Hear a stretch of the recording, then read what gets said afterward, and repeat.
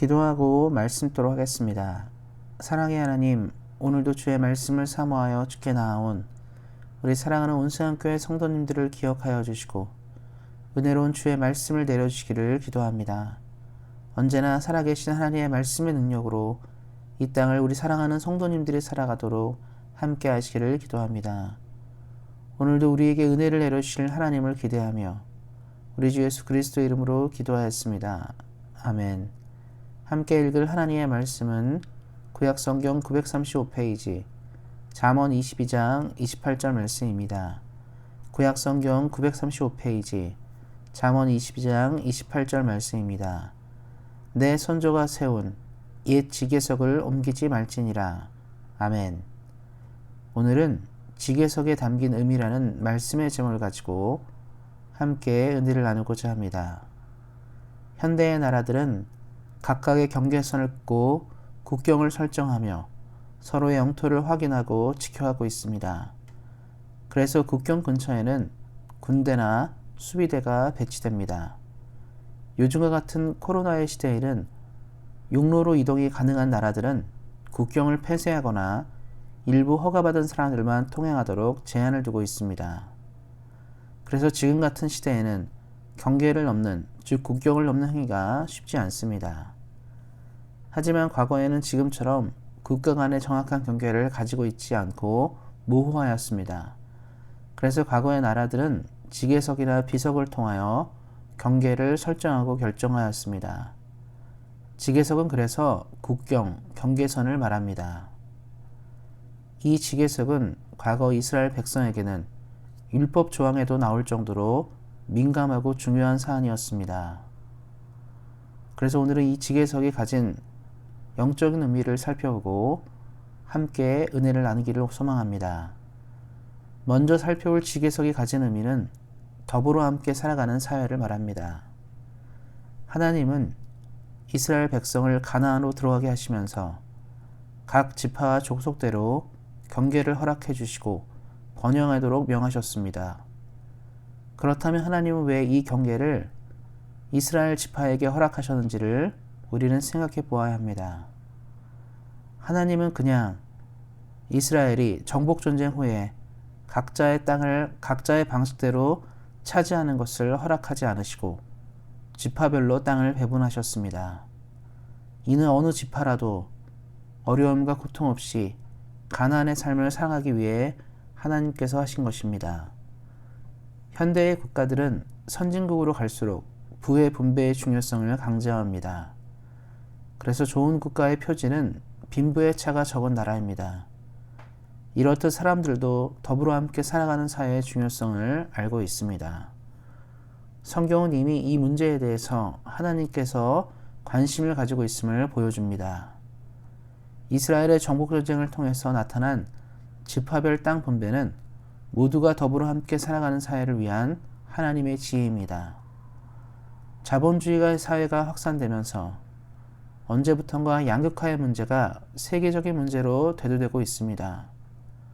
함께 살아가기보다 자신만을 돌아보는 시대로 점점 흘러가고 있습니다. 그러하기에 하나님께서 말하는 함께 살아가는 정신이 우리에게 필요합니다. 하나님께서 땅을 배분하시고 이스라엘 지파에게 나눠주신 의미는 바로 모든 사람이 땅을 가지고 삶을 살기 원하였기 때문입니다. 그래서 그것을 통하여서 이스라엘 백성들은 언제나 자신들의 땅에서 편안하고 안전하게 삶을 살아갈 수 있는 이유와 의미를 가졌습니다. 우리 역시 이 시대를 바라보면서 우리가 어떻게 안전하고 평안하게 삶을 살까를 고민할 때 결국 우리 각자가 온전히 소유한 땅이 있다면 우리는 아름다운 것들을 이뤄갈 수 있을 것입니다. 그리고 이것들을 통하여서 하나님께서 우리에게 원하는 것, 서로를 이해하고 존중하며 살아가는 것을 배울 수 있습니다. 우리 사랑하는 성도님들이 삶 가운데서 더불어 살아가는 넉넉함이 늘 충만하시기를 예수님의 이름으로 축원드립니다. 둘째로 지계석이 가지는 중요한 의미는 바로 땅의 주인이 누구인지를 알라는 뜻입니다. 성경시대의 사회는 철저히 하나님 중심으로 돌아가던 시대였습니다. 그러다 보니 보통 사람들의 말하는 가치와 다른 삶을 살았습니다. 지계석에 대한 이야기는 이를 잘 말해줍니다. 하나님은 가나안에 들어간 후 각 지파, 족속, 그리고 가족별로 땅을 분배하시고 절대로 조상부터 내려온 땅을 임의대로 처분하지 말라고 하셨습니다. 요즘 말로 하면 부동산 거래를 하지 말라는 이야기와 같은 뜻입니다. 왜 하나님은 이렇게 말씀하셨을까요? 땅은 바로 우리의 삶의 가장 기본적인 바탕입니다. 과거에는 땅을 가지면 거기서 농사도 짓고 식량을 거둬들일 수 있게 그 가치가 매우 중요했습니다. 그런데 만약 우리가 땅을 잃게 되면 우리의 삶의 질이 매우 낮아질 수밖에 없습니다. 과거 한국은 일제 식민 통치를 경험했습니다. 나라를 잃은 백성들의 삶의 질은 매우 좋지 않았습니다. 우리가 땅을 빼앗기지 않았다면 일어나지 않을 고통을 많이 당했습니다. 땅은 이렇듯 삶의 안정과 같은 것입니다. 이를 하신 하나님은 사람들이 땅을 자신의 것이라 여겨 임의대로 처분하지 말라고 하신 것입니다. 이스라엘 백성들은 그래서 지계석을 볼 때마다 하나님께서 조상들에게 허락하신 땅의 가치와 중요성을 느꼈습니다.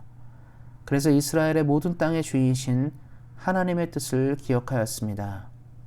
사랑하는 성도 여러분, 우리가 사는 사회는 점점 자신이 주인이 되어가는 시대로 흘러갑니다. 하나님께서 이 땅을 지으시고 우리로 살게 하셨지만 많은 사람들은 오늘도 더불어 함께 살아가지 않으려 합니다. 사람들이 그렇게 살아가는 이유는 바로 이 땅과 시대의 주인이 하나님이 아니고 자신이기 때문에 그렇게 사는 것입니다. 오늘의 말씀을 기억하심으로 우리 사랑하는 성도님들은 이 땅의 주인이신 주의 뜻을 따라 이웃과 더불어 함께 살아가시기를 예수님의 이름으로 축원드립니다. 기도하겠습니다. 하나님, 오늘도 말씀의 은혜를 주시미에 감사를 드립니다. 오늘도 말씀처럼 사랑하는 성도님들이 이웃과 더불어 함께 살아가며 이 땅의 주인이신 하나님의 뜻을 이루며 살아가도록 함께 하시기를 기도합니다.